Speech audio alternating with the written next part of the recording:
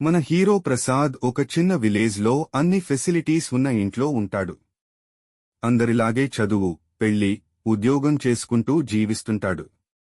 ఇంకో ఊర్లో ప్రకాష్ ఒక పెద్ద కుటుంబంలో జన్మిస్తాడు. తన బాల్యం అందరిలా కాకుండా కరెంట్ షాక్ తగిలి కాలు, చేతులు అంటుకుపోతాయి. అతను తన జీవితం అంతా వీల్ చైర్కు పరిమితమవుతాడు. కాని తనకున్న తపనతో చదువు పూర్తి చేస్తాడు. మీకు ఒక చిన్న విషయం చెబుతాను. మన అమ్మకు 2 పిల్లలు ఉంటే లోపం ఉన్న బిడ్డ మీద ఎక్కువ ప్రేమ ఉంటుంది కదా.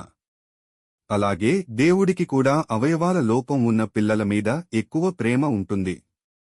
అది ఎలా చూపిస్తాడంటే వాళ్లకి వాళ్ల మీద ఎక్కువ విశ్వాసం ఉంటుంది. మేము ఏవైనా చేయగలం, మేము ఏమైనా సాధించగలం అని ఎక్కువ పట్టుదలతో ఉంటారు. అలాగే మన ప్రకాష్ కూడా తను అనుకున్న పని ఏదైనా సరే సాధిస్తాడు. ప్రకాష్ చదువులో పిహెచ్డి గోల్డ్ మెడల్ తీసుకుని ఆ చదువును మంచి పనికి కాకుండా చెడ్డ పనికి ఉపయోగించాలని అనుకుంటాడు. దానికి గల కారణం ఈ సొసైటీ తనని చిన్నచూపు చూడడం. ఈ సమాజానికి పైన కనబడే రూపం ముఖ్యం, లోపల ఉన్న బుద్ధి సమాజానికి అనవసరం. ఇనుము సహాయంతో నిలబడి మనిషి ఈ లోకంలో లోకువ అవుతాడు. తను ఏం సాధించినా జాలితో చూస్తారు. ఆ కారణం మన ప్రకాష్కి ఈ సమాజం, ఈ దేశం పట్ల చిరాకు కలిగిస్తుంది.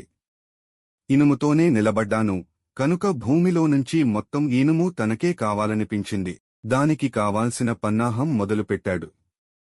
తనకున్న తెలివిని, పలుకుబడిని ఉపయోగించి భూమిలో ఇనుము తీయడం మొదలుపెట్టాడు. అలా మొదలయ్యింది తను పన్నిన వ్యూహం. ఇదిలా ఉండగా మన హీరో ప్రసాద్ విలేజ్కి వచ్చాడు.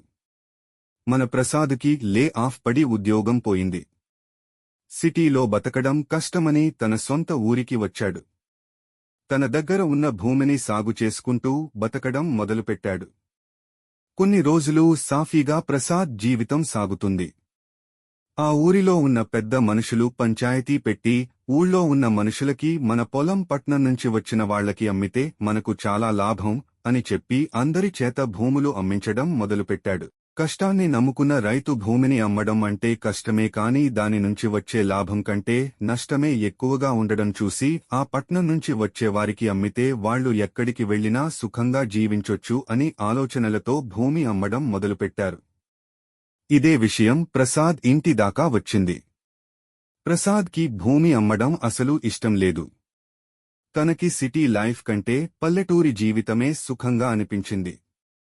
అందుకు ఇంటికి వచ్చిన పెద్ద మనిషితో తనకు అమ్మడం ఇష్టం లేదని చెప్పి తిరిగి పంపించాడు. ఈ విషయం ప్రకాష్కు తెలిసింది.